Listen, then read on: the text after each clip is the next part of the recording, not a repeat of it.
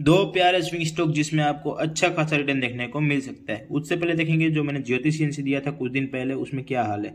भैया entry line के ऊपर निकल चुका है, मेरी एंट्री इसमें बन चुकी है। आई होप आप सबने भी एंट्री इसमें बनाई होगी।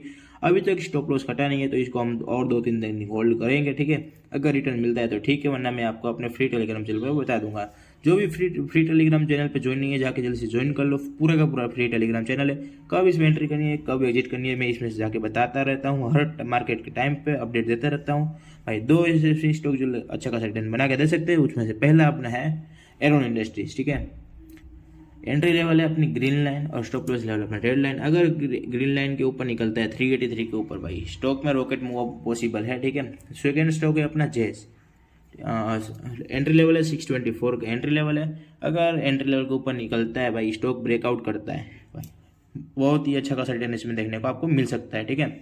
ऐसे ही अमेजिंग स्टॉक के लिए जाके अपने भाई स्टार ट्रेडर को फॉलो करो, इस वीडियो को लाइक करो और अपने दोस्तों के साथ शेयर करो। मिलते हैं नेक्स्ट वीडियो में। टैलेंट टेक केयर, जय माता जी।